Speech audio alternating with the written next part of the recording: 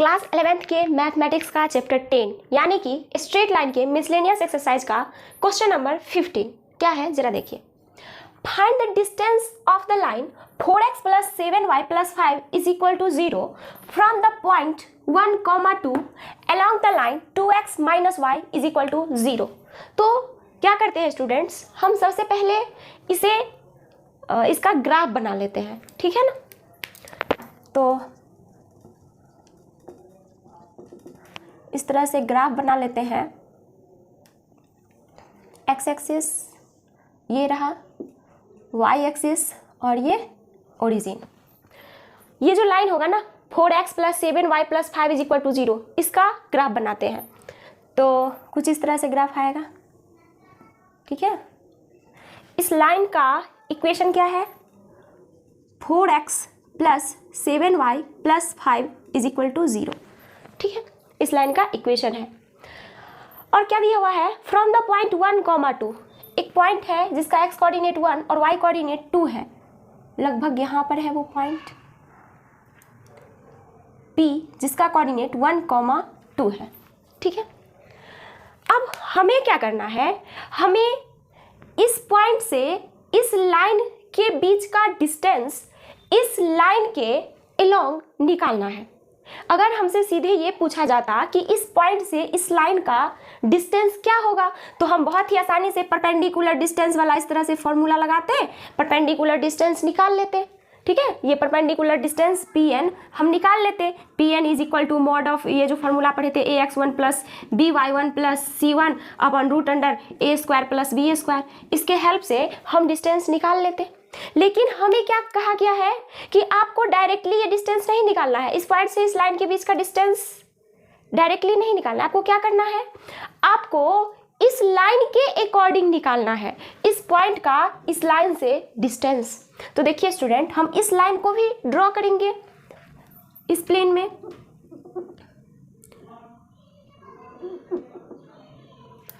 इस लाइन को ड्रॉ करते हैं। लाइन क्या है, 2x - y = 0, 2x - y = 0। इसे हम क्या लिख सकते हैं, y = 2x, ठीक है। तो y = 2x लाइन कुछ इस तरह से होगा जो ओरिजिन से पास करेगा, क्योंकि देखिए इसमें कांस्टेंट टर्म नहीं है ना, तो ये कहाँ से पास करेगा, ओरिजिन से पास करेगा। और आप देख सकते हैं कि ये 1, 2 जो है इस लाइन पे स्थित होगा, क्योंकि देखिए आप इसमें 1 पुट कीजिए, x के जगह पे 1 और y के जगह पे 2 पुट कीजिए, तो क्या होगा 2 × 1 - y के जगह पे 2, तो ये क्या हो जाएगा 2 - 2 = 0। मतलब ये पॉइंट का कोऑर्डिनेट इस लाइन को सेटिस्फाई करता है, इसीलिए इस इक्वेशन से जो लाइन हम लोग यहाँ पे बनाएंगे उसी लाइन पे ये पॉइंट P होगा।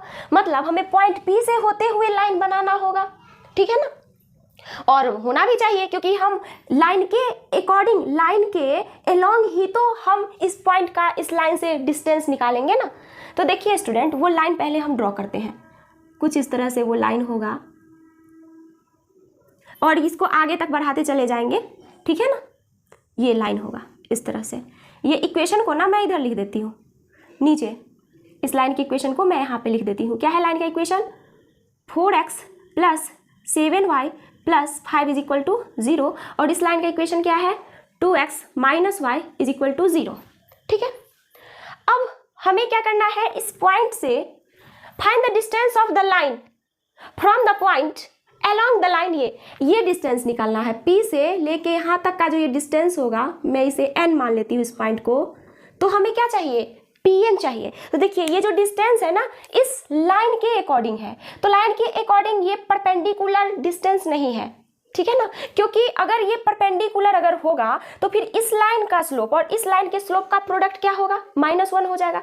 पर देखिए इसका स्लोप क्या होगा, 2, इस लाइन का स्लोप y = mx यानी कि 2, और इस लाइन का स्लोप क्या हो जाएगा -4/7, मतलब दोनों का प्रोडक्ट करेंगे तो -1 नहीं होगा। मतलब ये परपेंडिकुलर नहीं है, मतलब ये परपेंडिकुलर लेंथ आपको नहीं निकालना है पॉइंट P से इस लाइन, ये जो लाइन है ना उस पर परपेंडिकुलर लेंथ नहीं निकालना है, आपको ये लेंथ चाहिए, Pn चाहिए, पर Pn परपेंडिकुलर नहीं है, ठीक है। अब देखिए स्टूडेंट, तो P का कोऑर्डिनेट तो हमें पता है, N का कोऑर्डिनेट निकालेंगे उसके बाद तो ही हम डिस्टेंस पता कर पाएंगे ना। वो जो फॉर्मूला होता है √x1 - x2 का होल स्क्वायर, डिस्टेंस निकालने का फॉर्मूला होता है ना, x2 माइनस x1 का whole square plus y2 minus y1 का होल स्क्वायर। इस फॉर्मूला से निकालते हैं डिस्टेंस। तो हमें क्या चाहिए, पॉइंट n का कोऑर्डिनेट चाहिए। तो पॉइंट n का कोऑर्डिनेट हम कैसे पता करेंगे, तो देखिए ये जो पॉइंट n है ना, किस किस लाइन का इंटरसेक्शन पॉइंट है, तो ये और ये दोनों लाइन का इंटरसेक्शन पॉइंट है। तो हम इस दोनों लाइन के इक्वेशन को सॉल्व करेंगे और उससे जो हमें x और y का वैल्यू मिलेगा वही पॉइंट n का x और y कोऑर्डिनेट होगा। तो चलिए हम लोग सॉल्व करते हैं। तो देखिए स्टूडेंट, हमें पहला इक्वेशन क्या है, 4x plus 7y plus 5 is equal to 0, ये फर्स्ट इक्वेशन है। सेकेंड इक्वेशन क्या है, 2x minus y is equal to 0, ये सेकेंड इक्वेशन है। अब जरा देखिए यहाँ से हम लिख सकते हैं y is equal to 2x, बिल्कुल लिख सकते हैं। अब y का वैल्यू 2x इसमें पुट कीजिए, तो ये क्या हो जाएगा, 4x प्लस 7 इंटू वाई की जगह पे 2x plus 5 is equal to 0। यहाँ से क्या मिलेगा, 4x plus 14x plus 5 is equal to 0। तो यहाँ से क्या होगा, 18x is equal to minus 5 और यहाँ से x is equal to minus 5 upon 18। तो ये है पॉइंट n का x कोऑर्डिनेट। ठीक है, मैं यहाँ पर साइड में लिख दूँ क्या, नहीं तो रहने दे। अब समझिए पॉइंट n का x कोऑर्डिनेट है, मैं यहाँ पे लिख देती हूँ, ये पॉइंट n है, यही रहने दीजिए। इसका x कोऑर्डिनेट क्या है, -5/18 और हमें क्या चाहिए, y कोऑर्डिनेट। तो देखिए y इज इक्वल टू क्या होता है, 2x। तो यहाँ से देखिए y is equal to 2x है, तो 2 इंटू एक्स के जगह पे आप पुट कीजिए -5/18, -5/18, तो ये कैंसिल हो जाएगा और यहाँ से क्या मिलेगा, -5/9। तो ये है y कोऑर्डिनेट पॉइंट n का, -5/9। ठीक है, तो आपको पॉइंट n का और p का कोऑर्डिनेट पता है तो आप आसानी से pn निकाल सकते हैं। तो pn क्या हो जाएगा, pn क्या है, इस पॉइंट से इस लाइन के बीच का डिस्टेंस है इस लाइन के अकॉर्डिंग। pn क्या है, पॉइंट p जिसका कोऑर्डिनेट 1,2 है, उससे line 4x plus 7y plus 5 is equal to 0 का डिस्टेंस है 2x minus y is equal to 0 line के अकॉर्डिंग। ठीक है, तो pn इज इक्वल टू क्या होगा, रूट अंडर, अब x1 माइनस x2 का होल स्क्वायर मतलब 1 और माइनस ऑफ -5/18 का होल स्क्वायर। तो ये क्या हो जाएगा, ये हो जाएगा 1 प्लस 5/18 का होल स्क्वायर। ठीक है, और फिर ये क्या हो जाएगा, 2 प्लस 5/9 का होल स्क्वायर प्लस 2 प्लस 5/9 का होल स्क्वायर। और यहाँ से आपको क्या मिलेगा, रूट अंडर, अब देखिए 23/18 का होल स्क्वायर और प्लस ये भी देखिए 23/9 का होल स्क्वायर। अब यहाँ से आप देखिए दोनों में 23 है और 9 दोनों में है, 23/9 हम इसमें से कॉमन ले लेंगे और दोनों में से, तो देखिए दोनों में से जब हम कॉमन लेंगे 23/9 का होल स्क्वायर तो हमें क्या मिलेगा, यहाँ पे 1 मिलेगा और प्लस यहाँ पे देखिए 23/9 जब कॉमन ले लेंगे तो 18 का स्क्वायर है, उसमें से 9 का स्क्वायर आप कॉमन ले लिए तो क्या बचा आपको 2 का स्क्वायर, यानी कि 1/4 ये मिलेगा और ये +1 यहाँ से। ठीक है, ये मिलेगा। तो यहाँ से आप क्या लिखिएगा, चूंकि देखिए रूट के अंदर ये स्क्वायर है तो ये टर्म बाहर में आ जाएगा 23/9 और रूट अंडर ये क्या हो जाएगा 5/4। तो यहाँ से आप लिख सकते हैं 23/9 और √5 और /2 क्योंकि root under 4 is equal to 2। तो यहाँ से आप ले सकते हैं, इसको लिख सकते हैं 23√5/18। ठीक है, ये क्या आया, डिस्टेंस आया। ठीक है, ये डिस्टेंस है, pn है। ठीक है, आ रही बात समझ में, तो इसे आप लोग नोट कर लीजिए। नेक्स्ट क्वेश्चन नंबर 16, देखिए क्या है, find the direction in which a straight line must be drawn through the point -1,2 so that its point of intersection with the line x plus y is equal to 4 may be at a distance of 3 units from the point। तो देखिए students, पहले मैं figure बनाती हूँ उसका, कैसे जरा देखिए, find the direction in which a straight line must be drawn through the point -1,2 -1,2 यहाँ पे मैं ले लेती हूँ पॉइंट P जिसका कोऑर्डिनेट -1,2 है। ठीक है, so that it's point of intersection with the line x plus y is equal to 4। तो x plus y is equal to 4 line कुछ इस तरह से ले लेते हैं। ठीक है, ये लाइन है ना, इसका इक्वेशन है x plus y is equal to 4। ठीक है, may be at a distance of 3 units from the point, और इस लाइन से इस लाइन, ये जो पॉइंट जो है ये P, उससे हम एक लाइन ड्रॉ कर रहे हैं। ठीक है, एक लाइन ड्रॉ करेंगे और वो लाइन जो है इस लाइन को जिस पॉइंट पे इंटरसेक्ट कर रही है उस पॉइंट से इस पॉइंट के बीच का डिस्टेंस 3 यूनिट गिवन है। इस तरह से हम ये लाइन ड्रॉ कर लेते हैं। ठीक है, ये लाइन ड्रॉ करेंगे पॉइंट पी से होते हुए, यही कहा जा रहा है ना। और इसी लाइन का हमें क्या चाहिए, डायरेक्शन चाहिए, इस लाइन का हमें डायरेक्शन चाहिए।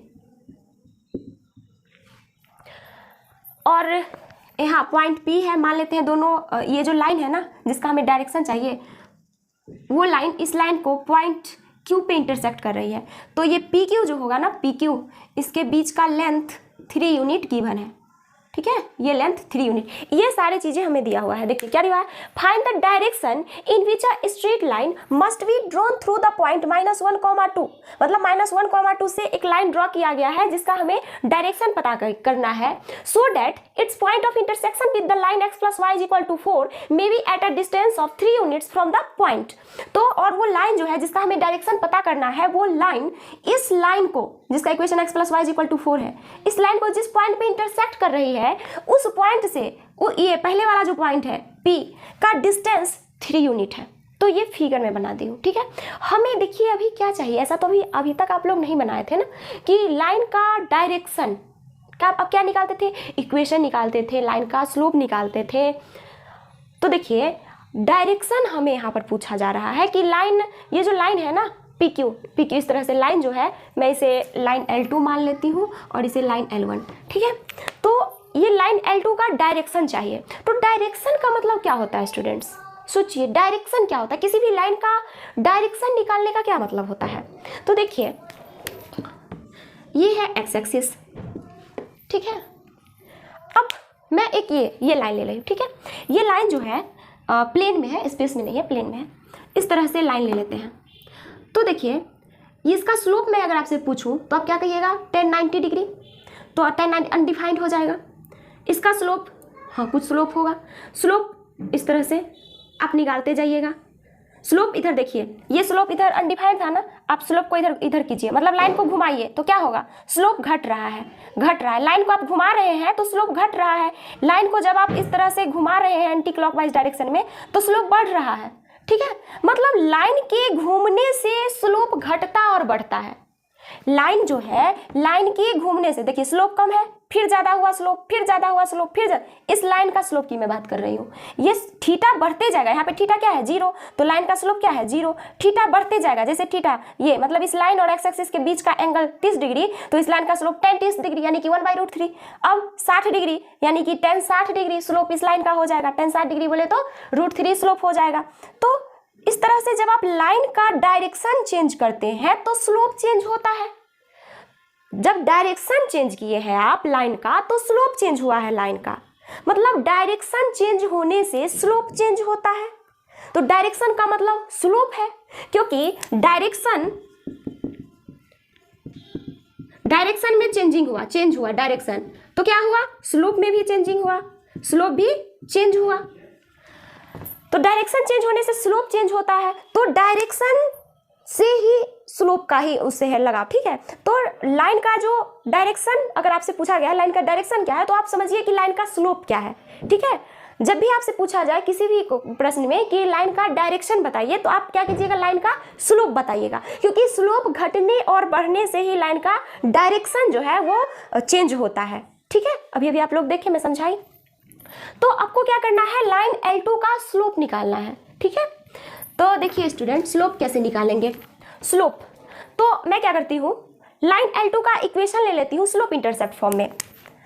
मान लेते हैं कि let equation of line L2 is y = mx + c।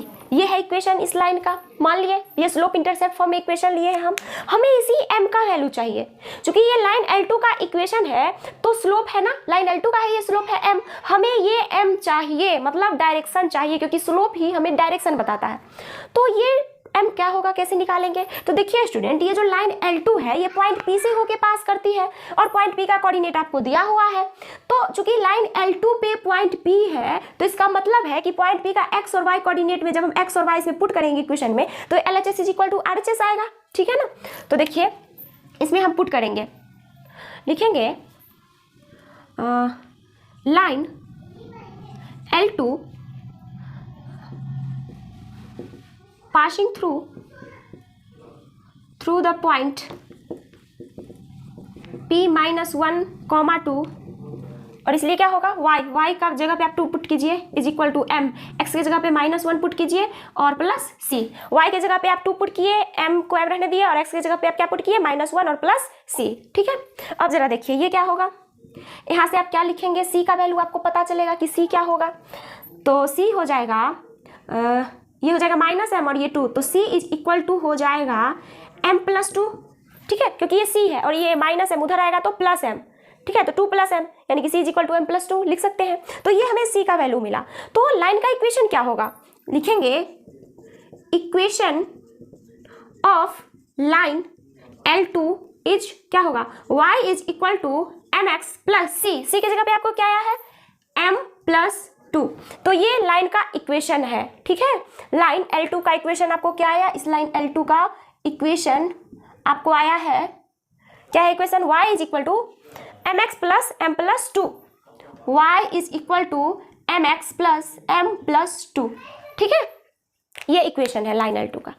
अब देखिए स्टूडेंट्स, यहाँ तक तो हमें पता चल गया, हमें तो स्लोप चाहिए, हमें तो m का वैल्यू पता करना है, तो और भी हमें कंडीशंस दिए हुए हैं, उस कंडीशंस के अकॉर्डिंग हम चलेंगे।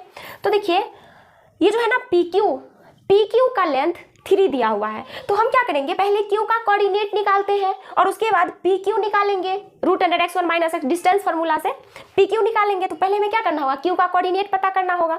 और Q का कोऑर्डिनेट हम कैसे पता करेंगे, तो देखिए पॉइंट Q जो है लाइन L1 और लाइन L2 का इंटरसेक्टिंग पॉइंट है, तो हमें लाइन L1 और L2 के इक्वेशन को सॉल्व करना होगा। तो चलिए सॉल्व करते हैं लाइन L1 और L2 के इक्वेशन को। तो फर्स्ट लाइन क्या दिया हुआ है, x + y = 4 और second line y = mx + m+2 ये दिया हुआ है। तो देखिए स्टूडेंट्स, यहाँ से आप लिख सकते हैं, यहाँ से x is equal to 4 - y और ये भी लिख सकते हैं y is equal to 4 - x लिख सकते हैं ना। तो आप ये वैल्यूज को आप इसमें पुट कीजिए और देखिए कि क्या आता है। तो देखिए मैं इसे इक्वेशन फर्स्ट मान लेती हूँ, ये इक्वेशन को इक्वेशन फर्स्ट और इस इक्वेशन को मैं इक्वेशन सेकंड मान लेती हूँ। ठीक है, तो लिखेंगे put y is equal to 4 - x in equation 2, put y is equal to 4 - x in equation 2, we get, हम क्या प्राप्त करेंगे। तो देखिए y के जगह पे आपको क्या पुट करना है, 4 - x, तो पुट कीजिए यहाँ पे 4 - x is equal to mx plus m+2। तो यहाँ से आपको x क्या आएगा, जरा देखिए, आप एक काम कीजिए, 4 है ना, तो इसको ये वाला टर्म कांस्टेंट टर्म को इधर ले आइए, तो 4 - m - 2 is equal to mx plus x हो जाएगा। और यहाँ से आपको क्या आएगा, 2 - m is equal to x m+1 और यहाँ से आप लिखेंगे x is equal to 2 - m upon m+1। तो ये आपका x कोऑर्डिनेट आ गया पॉइंट Q का। ठीक है, अब आप y कोऑर्डिनेट निकालेंगे। तो देखिए y कोऑर्डिनेट आप कैसे निकालेंगे, आप क्या करेंगे, देखिए x कोऑर्डिनेट आपको पता है ना, तो आप y is equal to 4 - x है, तो आप क्या कीजिए, x का वैल्यू फर्स्ट इक्वेशन में पुट कर दीजिए, put x is equal to 2 - m upon m+1 in equation first, we get, equation first में पुट कीजिए, तो आपको क्या मिलेगा, x + y = 4 है ना, तो x यानी कि 2 - m upon m+1 plus y is equal to 4 और यहाँ से आपको क्या मिलेगा, y is equal to 4 - 2 - m upon m+1 और इसको जब आप सॉल्व करेंगे तो यहाँ से आपको मिलेगा 4m, क्योंकि आप क्या कर रहे हैं, घटा रहे हैं, तो यहाँ से क्या मिलेगा 4m और +4 - 2 प्लस m अपन m+1। ठीक है, और यहाँ से आपको मिलेगा 5m + 2 अपन m+1, ये है y कोऑर्डिनेट। ठीक है, तो पॉइंट P का आपको x और y कोऑर्डिनेट मिल गया। तो यहाँ पे हम लिख देंगे Q का कोऑर्डिनेट क्या क्या आपको मिला, x coordinate 2 - m upon m+1 और y कोऑर्डिनेट 5m + 2 अपन m+1। ठीक है, ये मिल गया आपको x और y कोऑर्डिनेट पॉइंट Q का। अब देखिए स्टूडेंट, पॉइंट Q का आपको x और y कोऑर्डिनेट तो मिल गया, अब जरा देखिए क्या होगा। अब हमें क्या चाहिए, हमें ये डिस्टेंस चाहिए PQ जो कि हमको पता है कि 3 है, तो निकालते हैं PQ। तो देखिए PQ क्या होगा, PQ is equal to root under क्या करेंगे, -1 - 2 - m अपन m+1 का होल स्क्वायर वो करेंगे, या फिर इसमें से इसको भी आप घटा सकते हैं, इसमें ये कोई फर्क नहीं पड़ेगा। तो 2 - m अपन m+1 में से आपको -1 घटाना है, तो -1 घटाएंगे यानी कि +1 करेंगे का होल स्क्वायर और प्लस 5m + 2 अपन m+1 और -2 -2 का होल स्क्वायर। अब इसे आपको सॉल्व करना है, तो चलिए सॉल्व करते हैं। क्या होगा यहाँ से, पी क्यू क्या है, 3 है, ठीक है। तो 3, अब 3 इज इक्वल टू क्या लिखेंगे, रूट अंडर, इसको सॉल्व करते हैं तो ये क्या हो जाएगा, 2 - m+m+1, ठीक है। भिन्न का जोड़ कर रहे हैं इसका, m+1 और इसका क्या है, होल स्क्वायर है, तो ये होल स्क्वायर कर देंगे, plus 5m+2 - 2m-2 upon m+1 का होल स्क्वायर, ठीक है। अब देखिए यहाँ से m कैंसिल हो जाएगा और यहाँ से 2 और ये 2 कैंसिल हो जाएगा क्योंकि ये प्लस माइनस में है, ठीक है। अब जरा देखिए ये जो रूट का साइन है ना उसको इधर लाते, मतलब दोनों साइड स्क्वायर करते हैं, तो जब आप दोनों साइड स्क्वायर करेंगे तो इधर 9 आ जाएगा और इधर से रूट हट जाएगा, तो क्या बचेगा, 3/m+1 का होल स्क्वायर, 3/m+1 का होल स्क्वायर, और यहाँ से आपको क्या मिलेगा, प्लस 3m/m+1 का होल स्क्वायर, ये आएगा। अब जरा देखिए इसको सॉल्व करते हैं तो हमें क्या मिलेगा, 9 इज इक्वल टू 9/m+1 का होल स्क्वायर और ये 9m²/m+1 का होल स्क्वायर। अब देखिए ये 9 इधर भी है, इस सब में भी है 9, तो 9 को हम क्या करते हैं ना, कॉमन ही ले लेते हैं, इधर 1 रहने देते हैं और इधर इसको भी हटा देते हैं और 9 को इस तरह से इंटू 9 ऐसे लिख सकते हैं ना। तो देखिए 9 से 9 कैंसिल हो जाएगा, ठीक है, आ रही बात समझ में। अब नीचे वाला टर्म क्या है, नीचे वाला टर्म जो है ये है 1 इज इक्वल टू, अब दोनों का आप एलसीएम ले लीजिए तो क्या हो जाएगा, m+1 का होल स्क्वायर और ये 1+m², ये है ना। अब जरा देखिए, पहले देख लेती हूँ कि दिख रहा है कि नहीं पूरा नीचे तक, हाँ भी तो दिख रहा है।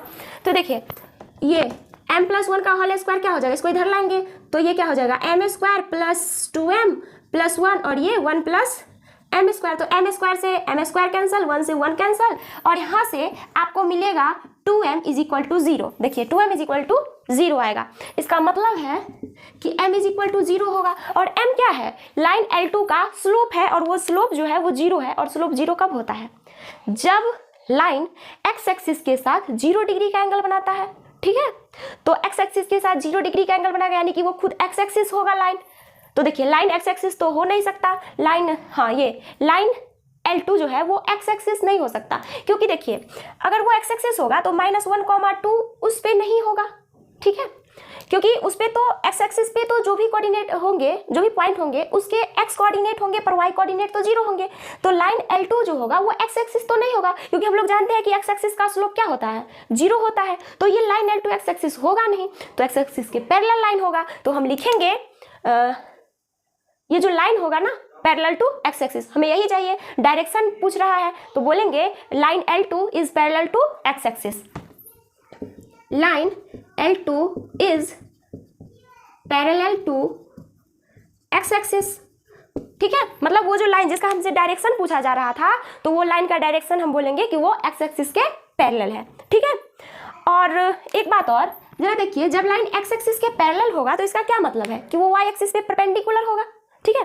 तो हम ये कह सकते हैं लाइन का डायरेक्शन में कि लाइन x एक्सिस के पैरेलल होगा या y एक्सिस के परपेंडिकुलर होगा, तो हम लिखेंगे और लाइन L2 इज परपेंडिकुलर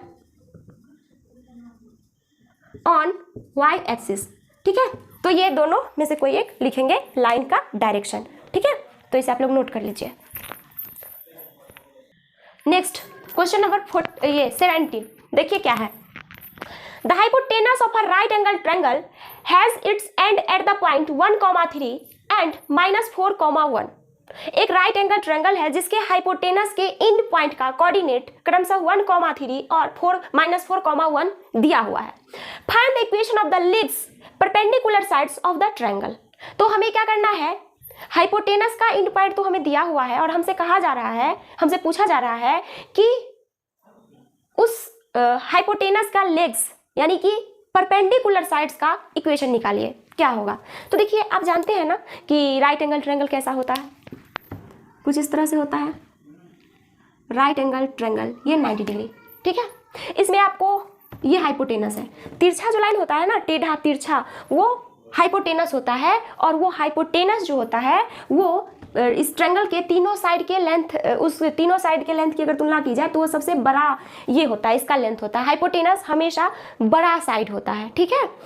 और देखिए हाइपोटेनस का जो एंड पॉइंट होता है ना, ये एंड पॉइंट, ये वाला एंड पॉइंट, इस एंड पॉइंट से ये सीधा लाइन इस तरह से परपेंडिकुलर ड्रॉ किया जाता है, ठीक है। और इस एंड पॉइंट से इस तरह से परपेंडिकुलर ड्रॉ किया जाता है।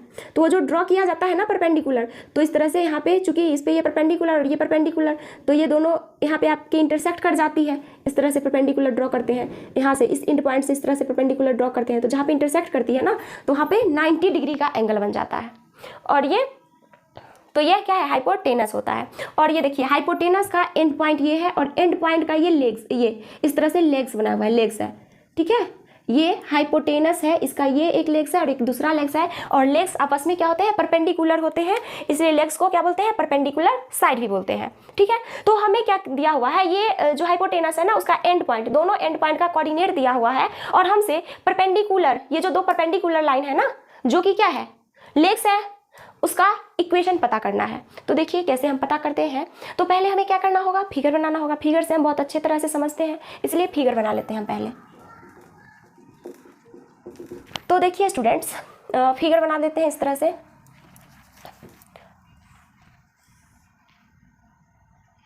आप जानते हैं एक्स एक्सिस ओरिजिन और ये वाई एक्सिस।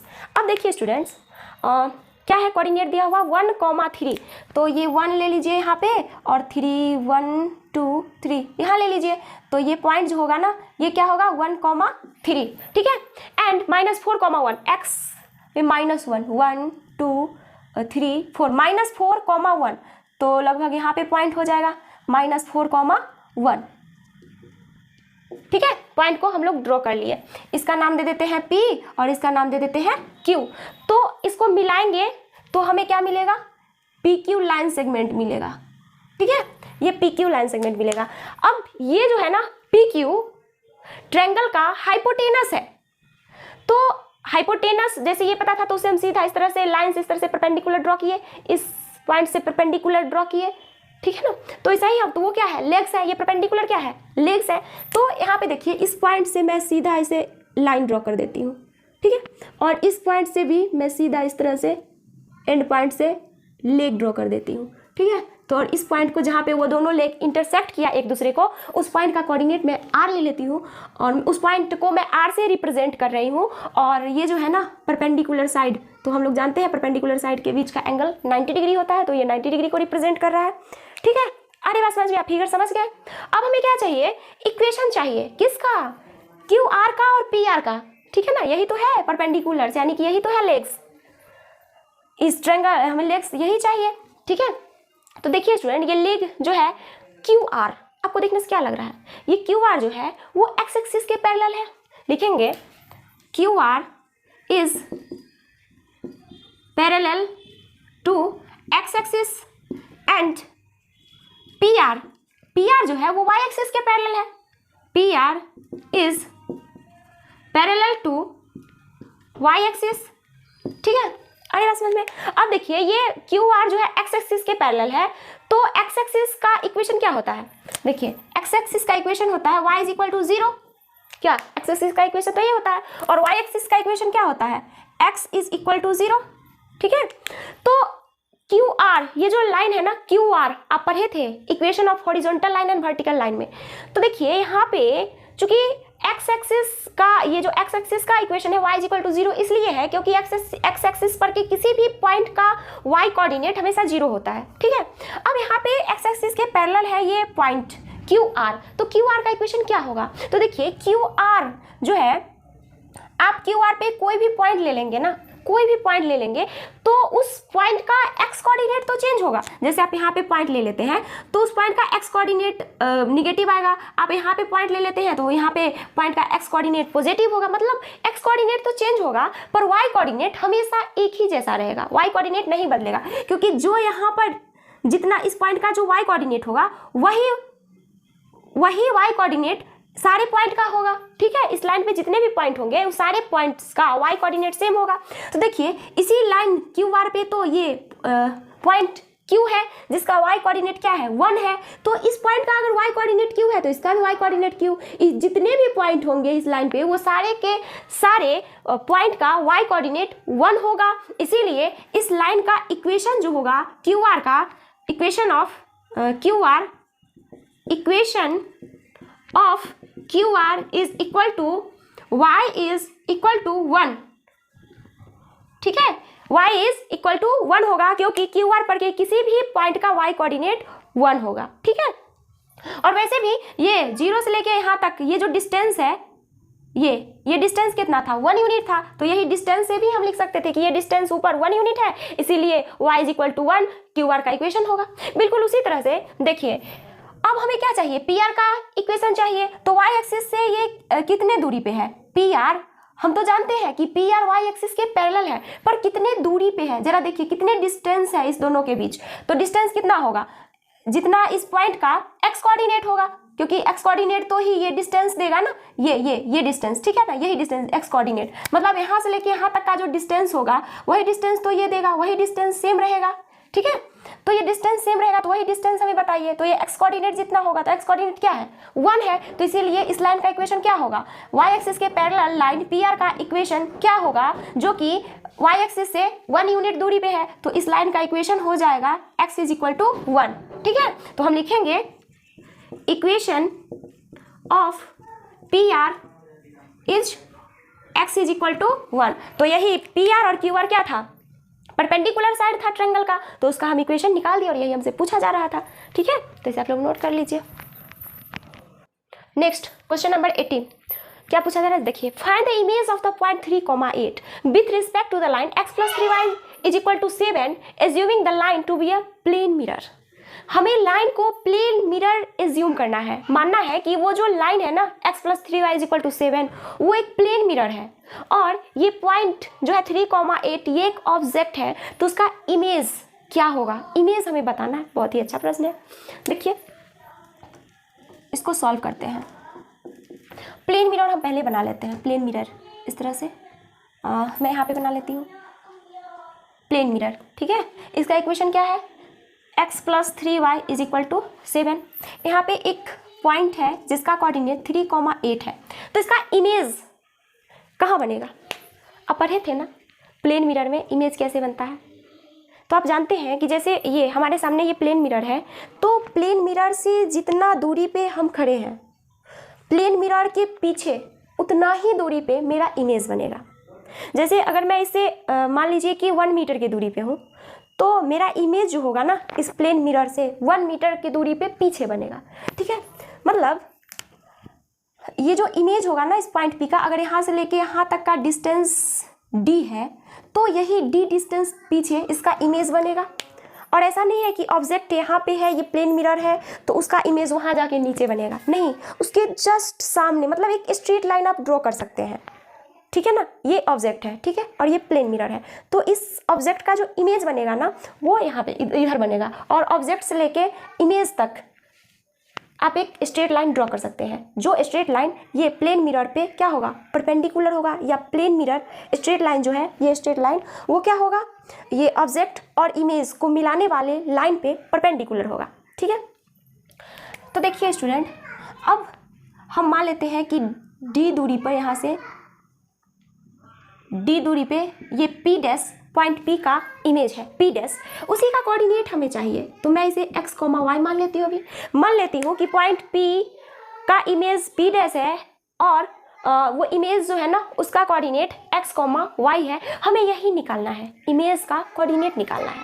तो देखिए स्टूडेंट्स, ये तो 90 डिग्री है, ठीक है, और ये डिस्टेंस भी इक्वल है, तो ये जो पॉइंट होगा ना जो कि मिरर पे होगा उसका कोऑर्डिनेट क्या होगा, जरा बताइए।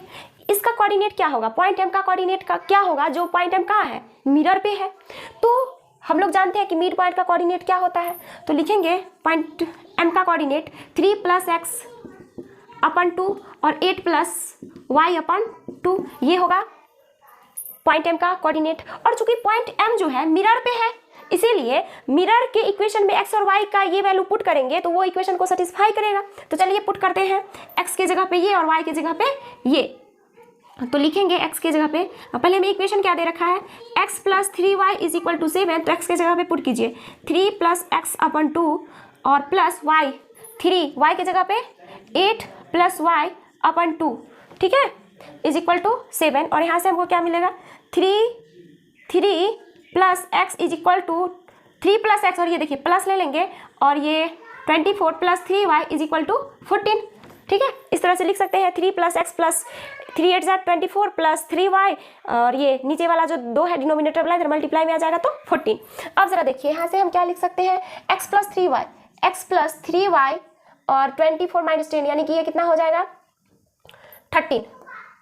ये 3 है ना, तो इधर हम लिख सकते हैं 14 माइनस 24 माइनस 3, ये लिखेंगे तो ये हो जाएगा x प्लस 3y और इज इक्वल टू माइनस 13। अरे बात समझ में, ये माइनस 13 हो जाएगा। तो यहाँ से हमें एक इक्वेशन मिला। ठीक है, अब हमें क्या चाहिए, x और y का वैल्यू चाहिए। तो एक तो आप इस पॉइंट का कोऑर्डिनेट निकाल के आप क्या किए, कोऑर्डिनेट को इस इक्वेशन में पुट किए तो आपको ये मिला। ठीक है, अब आप क्या कीजिएगा जरा देखिए, अब देखिए ये जो लाइन है ना PP डैश, उस पे ये लाइन जो है L क्या है, परपेंडिकुलर है। लिखेंगे चूंकि line L is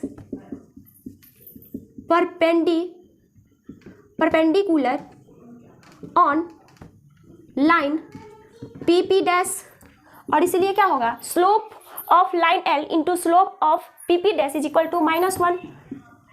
slope of line L into slope of PP dash is equal to -1, ये होगा। अब इस लाइन का स्लोप क्या होगा, लाइन L का स्लोप क्या होगा जरा देखिए। तो लाइन L का स्लोप हो जाएगा, यहाँ से इसको y is equal to mx plus c के फॉर्म में चेंज करना पड़ेगा, स्लोप इंटरसेप्ट फॉर्म में। तो इसको आप क्या लिख सकते हैं, आप इसको लिख सकते हैं 3y is equal to 7 minus x. आप लिखेंगे ना 3y is equal to 7 minus x, और यहाँ से आपको मिलेगा y is equal to minus x upon 3 plus 7 upon 3, मतलब स्लोप जो होगा m वो क्या होगा -1 अपन 3। तो स्लोप ऑफ लाइन L क्या है, -1 upon 3, -1 upon 3 into slope of PP dash is equal to -1, तो माइनस से माइनस कैंसिल, और यहाँ से हमें slope of PP dash is equal to क्या मिलेगा 3। ठीक है, तो स्लोप जो होगा ना इस लाइन का वो 3 होगा, PP डैश का स्लोप जो होगा वो 3 होगा। अब जरा देखिए PP डैश का स्लोप तो आप 3 पता कर लिए कि ये लाइन का स्लोप जो है PP डैश का वो 3 है। अब हम फिर से इसका स्लोप निकालते हैं ये पॉइंट और इस पॉइंट के हेल्प से। ठीक है, तो लिखेंगे slope of PP dash is equal to y2 minus y1 है, मतलब y minus 8 upon x minus 3, y minus 8 upon x minus 3, ये कर सकते हैं। और ये स्लोप ऑफ PP डैश किसके इक्वल है, 3 के इक्वल है, तो इसे 3 के इक्वल कीजिए। और आप यहाँ से देख सकते हैं आपको आएगा y minus 8 is equal to, ये 3 से इसको मल्टीप्लाई कर दीजिए तो 3x माइनस 9, और यहाँ से आपको मिलेगा 3x minus y is equal to 1। ठीक है, ये y को उधर ले जाएंगे तो 3x माइनस वाई, और ये 9 को उधर लाएंगे तो इज इक्वल टू 1। तो आपको ये सेकंड इक्वेशन मिला। अब इस दोनों इक्वेशन के हेल्प से आप x और y का वैल्यू निकालेंगे। तो आप यहाँ देखिए y इज इक्वल टू आप क्या लिखेंगे 3x माइनस 1, y उधर चला जाएगा तो 3x माइनस 1, तो पुट कीजिए y का वैल्यू इसमें। तो इक्वेशन क्या है, x मैं लिख देती हूँ, put y is equal to 3x minus 1 in equation first में पुट कीजिए तो क्या मिलेगा x प्लस 3y, यानी कि x प्लस 3y, y के जगह पे 3x minus 1, x plus 3y is equal to -13। तो यहाँ से आपको क्या मिलेगा, ये x plus 9x minus 3 is equal to -13, और ये क्या हो जाएगा, ये 10x is equal to 3 minus 13, और ये 10x इज इक्वल टू -10, और यहाँ से आपको x इज इक्वल टू -1 आएगा। ठीक है, मतलब ये जो है ना पॉइंट P डैश का x कोऑर्डिनेट क्या होगा, -1 होगा। अब हम क्या करेंगे, y कोऑर्डिनेट निकालेंगे। Put x is equal to -1 in equation second, कहीं पर आप फर्स्ट या सेकेंड किसी में पुट कर सकते हैं। Put x is equal to -1 in equation second, we get equation second में पुट कीजिए 3x है ना, तो x की जगह पे -1 minus y is equal to 1, तो यहाँ से आपको क्या मिलेगा -3, और ये उधर जाएगा तो -y इज इक्वल टू 4, तो यहाँ से आपको मिलेगा y इज इक्वल टू -4। तो देखिए आपको कोऑर्डिनेट क्या मिला, कोऑर्डिनेट आपको मिला P डैश का x कोऑर्डिनेट क्या है -1 और कॉमा और y कोऑर्डिनेट 4, मतलब इस पॉइंट का इमेज क्या होगा, पॉइंट P का इमेज P डैश है और जिसका कोऑर्डिनेट क्या आया -1, -4। ठीक है, तो ये हमें पता करना था। नेक्स्ट क्वेश्चन नंबर 19 देखिए क्या है, if the lines lines y is equal to 3x plus 1 and 2y is equal to x plus 3 are equally inclined in the line y is equal to mx plus 4. Find the value of m. दो line है जिसका equation ये और ये दिया हुआ है, वो दोनों लाइन इस लाइन पे इक्वली इंक्लाइंड है. इक्वली इंक्लाइंड करने का मतलब कि ये लाइन इस लाइन के साथ जितना एंगल बनाती है उतना ही एंगल ये लाइन इस लाइन के साथ बनाती है. इक्वली इंक्लाइन होने का मतलब यही है. जैसे ये एक लाइन है और ये एक लाइन है, तो इस दोनों लाइन के बीच का जो एंगल होगा वही एंगल, मतलब ये लाइन और ये लाइन के बीच का जो एंगल होगा वही एंगल इस लाइन और इस लाइन के बीच का होगा. ठीक है, मतलब अगर ये लाइन इस लाइन के साथ थीटा एंगल बना रही है तो ये लाइन भी इस लाइन के साथ थीटा एंगल बना रही है. तो मैं पहले फिगर बना देती हूँ. तो देखिए आप लाइन का इक्वेशन देखिए. लाइन के इक्वेशन को देखने से आपको क्या लग रहा है? क्या है? लाइन पैरेलल है क्या? नहीं, पैरेलल तो नहीं है, क्योंकि a1/a2 is equal to b1/b2 is not equal to c1/c2 वाले कंडीशन को सेटिस्फाई नहीं कर रही है. ठीक है, तो क्या होगा? लाइन इंटरसेक्टिंग होगा. जब पैरेलल नहीं होगा तो इंटरसेक्टिंग होगा. तो चलिए लाइन को इंटरसेक्ट करा देते हैं.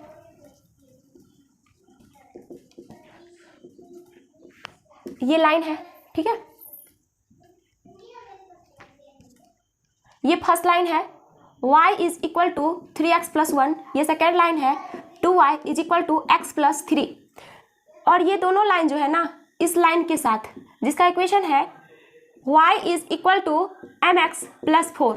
अब ये लाइन जो है ना जिसका equation y is equal to mx plus 4 है, इस लाइन के साथ ये जितना इंक्लाइंड है, इस लाइन का जितना इंक्लिनेशन है, मतलब ये लाइन इस लाइन के साथ जितना एंगल बना रही है, अगर मान लीजिए कि ये एंगल थीटा है तो ये लाइन भी इस लाइन के साथ थीटा एंगल ही बना रही है. मतलब दोनों इक्वली इंक्लाइंड है. इस लाइन पे, बीच वाले लाइन पे ये लाइन और ये लाइन इक्वली इंक्लाइंड है. ये हमें दिया हुआ है. तो हमसे क्या पूछा जा रहा है? हमसे पूछा जा रहा है find the value of m. मतलब ये जो लाइन का इक्वेशन है ना इसमें m का वैल्यू क्या होगा वो आप हमको बताइए. तो देखिए स्टूडेंट, चूंकि ये लाइन और ये लाइन, ये तीनों लाइन की बात अगर हम करें तो देखिए ये एंगल इस एंगल के बराबर है. और हम लोग जानते हैं कि एंगल बिटवीन टू लाइन का फॉर्मूला क्या होता है, कैसे निकालते हैं दो लाइन के बीच के एंगल को. तो मैं क्या करती हूँ ना, इसे L1 मान लेती हूँ, इसे L2 और इसे L3. ठीक है, तो लिखेंगे angle between L1 and L2. लिखेंगे angle between L1 and L2 is theta. Theta है. Angle between L1 and L2 is क्या है? थीटा है. तो tan थीटा क्या होगा?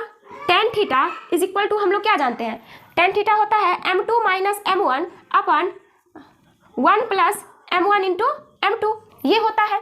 तो देखिए स्टूडेंट, इस लाइन का स्लोप क्या होगा? लाइन L1 के स्लोप को मैं m1 मान लेती हूँ. तो देखिए y is equal to mx plus c के फॉर्म में है, तो यहाँ पे m क्या है? m1 is equal to 3. और इस लाइन का स्लोप तो आप जानते ही है कि m है, और m है इस लाइन का slope m2 is equal to m, और इस लाइन का slope m3 is equal to क्या होगा? 1/2 होगा. अगर इसे y is equal to mx plus c के फॉर्म में लिखा जाए तो y is equal to x/2 plus 3/2, तो x/2 यानी कि 1/2 इसका स्लोप होगा. ठीक है, तो देखिए ये होगा एंगल. तो ये एंगल निकालते हैं हम लोग. tan theta is equal to क्या होगा? ये क्या होगा जरा देखिए. m2 का वैल्यू क्या है? m2 है m माइनस m1 क्या है? 3, और ये 1 प्लस m1 इंटू m2 क्या होगा? 3m. ठीक है, ये है क्या? इस दोनों लाइन के बीच का एंगल. अब हम क्या करेंगे, इस लाइन और इस लाइन के बीच का एंगल निकालेंगे. लिखेंगे angle between line L2 and L3 क्या होगा? tan theta is equal to, मैं इसे इक्वेशन फर्स्ट मान लेती हूँ. ठीक है, tan theta is equal to क्या होगा? फर्स्ट लाइन का स्लोप माइनस सेकेंड लाइन का स्लोप, यानी कि m minus 1/2 mod of m minus 1/2, और ये 1 प्लस m/2 होगा, क्योंकि m into 1/2, m into 1/2, m1 into m2, m into 1/2, तो सीधे m/2 में लिखती हूँ. ठीक है, इसे मैं इक्वेशन सेकेंड ले लेती हूँ. ठीक है, तो ये एंगल हमें इस तरह से मिलेगा. अब देखिए इक्वेशन फर्स्ट और सेकेंड में देखिए कि tan थीटा का वैल्यू ये है और ये tan थीटा का वैल्यू ये है. तो tan थीटा का वैल्यू ये है तो ये इसके इक्वल होगा. लिखेंगे from equations first and second. Equation first and second से हम क्या लिखेंगे? tan theta is equal to m2 minus m1 upon 1 plus m1 into m2 is equal to m minus 1/2 upon 1 plus m/2. तो सीधे हम इसको इसके इक्वल लिख देते हैं, m minus 3 upon 1 plus 3m. ठीक है, ये इज इक्वल टू, ये क्या हो जाएगा? m minus 1/2 upon 1 plus 1/2m, ठीक है।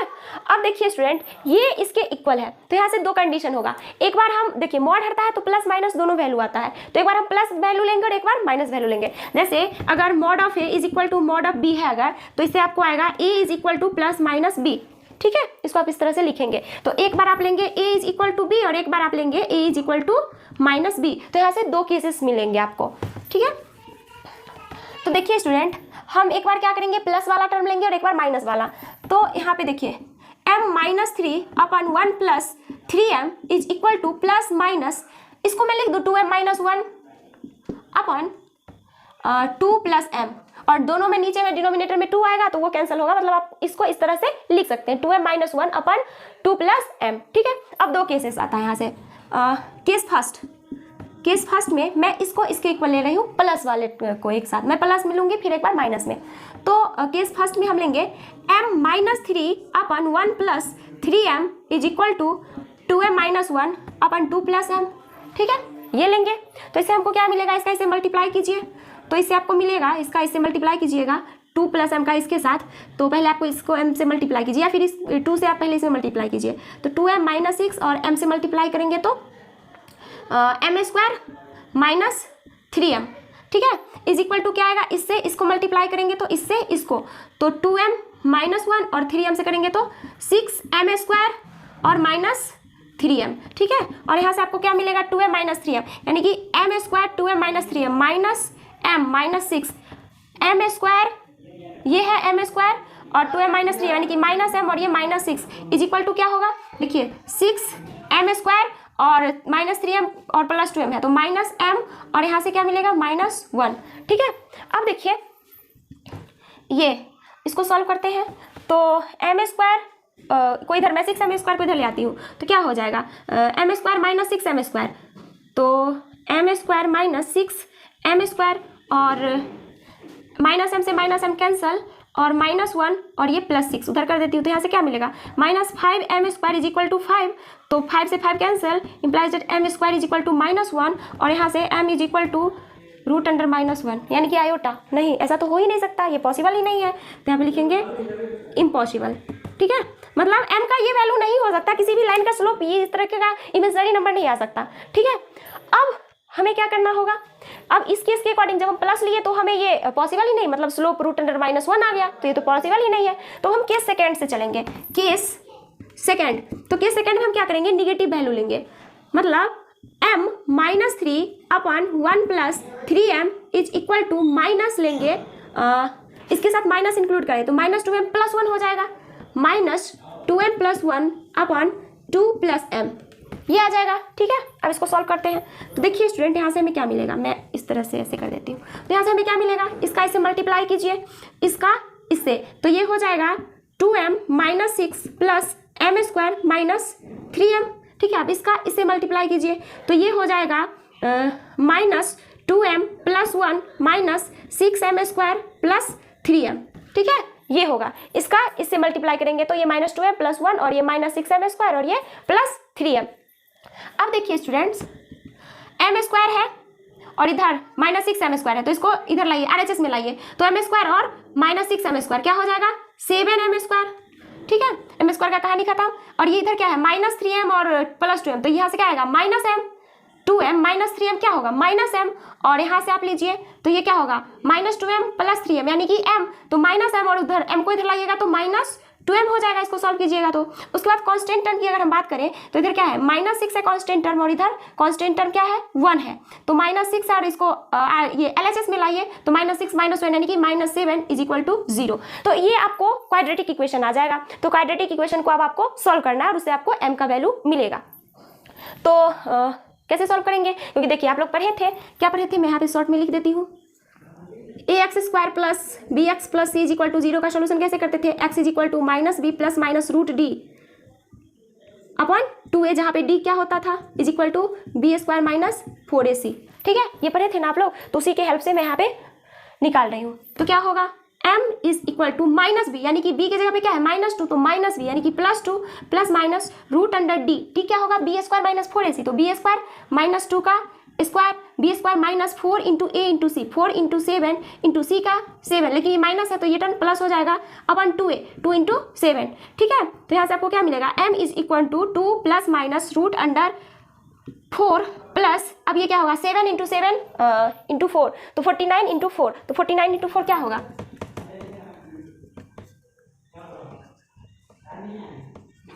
ये आ जाएगा 196 हो जाएगा, ठीक है। 196 अपन 14, तो ये क्या हो जाएगा, m is equal to 2 plus minus, अब देखो 196 प्लस 4 200 रूट अंडर 200 अपन 14, और रूट अंडर 200 को आप क्या लिख सकते हैं, रूट अंडर 200 को आप लिख सकते हैं ना 2 इंटू 100, तो 10 रूट 2, यहाँ से आप इसको लिख सकते हैं। तो यहाँ से लिखेंगे m is equal to 2 plus minus 10 root 2 upon 14, और यहाँ से आपको मिलेगा m इज इक्वल टू 1, आप दोनों में से ऊपर और नीचे 2 से डिवाइड दे दीजिए, तो क्या मिलेगा 1 प्लस माइनस 5 रूट 2 अपन 7, तो ये होगा स्लोप इस लाइन L2 का, ठीक है। लाइन L2 का जो स्लोप होगा वो m का वैल्यू क्या होगा, ये होगा, और यही हमसे पूछा जा रहा था, ठीक है। तो आज के लिए इतना ही, आप लोग इसे नोट कर लीजिए।